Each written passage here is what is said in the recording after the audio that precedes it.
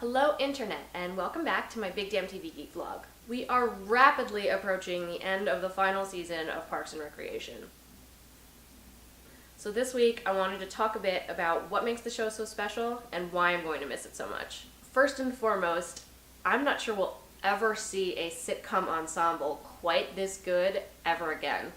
This is a group of powerhouse comedic actors from Amy Poehler, Nick Offerman, Chris Pratt, straight on through, and they work amazingly well together. You can absolutely tell anytime you watch this show just how much fun they have working together, and that makes it even more enjoyable. This wonderful cast, and of course, team of writers, but more on them in a minute, have given us some of the best sitcom characters and relationships that I personally have ever seen. Of course, the best example of this are Leslie Knope and Ron Swanson. Leslie is your always optimistic friend to everyone who believes hard work can achieve anything. Ron is the anti-government fan of woodworking, meat, and his privacy. There's no reason these two people should be friends. Yet they find a way to not just tolerate one another, but to truly love and respect each other. And that relationship is absolutely what makes the show tick. It's so rare to find a truly platonic male-female friendship on TV, and theirs is absolutely one of the best. Even beyond Leslie and Ron, though, this show has so many amazing characters. You have Ben Wyatt, who, for my money, is the best portrayal of a nerd on TV right now. He has his job, he has his wonderful wife, and he just happens to be obsessed with Game of Thrones. I want to marry Ben Wyatt, you guys. He's perfect. You have April and Andy, who are another perfect couple on a show full of really wonderful couples. April and her sarcasticness and Andy and his big goofballness are just a delight to watch. I could keep going, I could list the whole cast, but my point is this show and these actors have done a terrific job making characters that you love and care about and want to visit with every week, and that's a huge part of what has made Parks and Rec so special. Of course, none of this would even exist if it weren't for the amazing brain of Michael Schur and the rest of the writing staff for Parks and Rec. What I found really incredible is that the show managed to never really stagnate over 7 seasons. Characters kept growing and changing, and a lot of times you don't see that in the later years of sitcoms.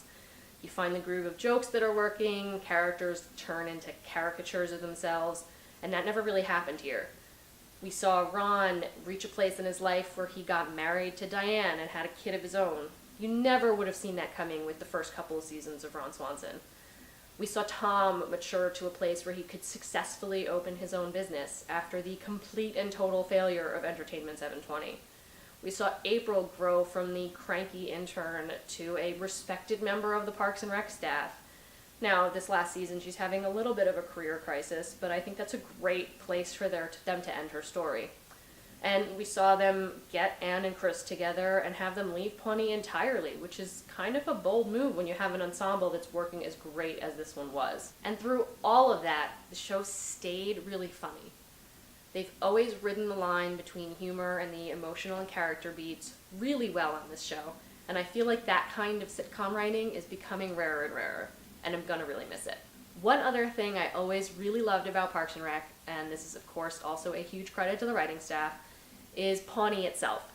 I'm a huge sucker for a show that takes place in a quirky town, see also Gilmore Girls, and I always thought this show did a wonderful job making Pawnee feel like a real, if super weird, place. The show had a terrific group of kind of recurring weirdos. Joan Calamezzo, Perd Hapley, the animal control guys, a bunch of people that showed up regularly at town meetings, and they used them wonderfully. These are the types of things that if you use them too frequently, they start to feel really silly and get annoying, but when used sparingly, they just make the world feel a little more real, despite how utterly ridiculous it probably is. And I appreciated that the show gave the core cast of regulars something fun to play off of now and again. I also just loved all of the ridiculous history of Pawnee that was baked into the show.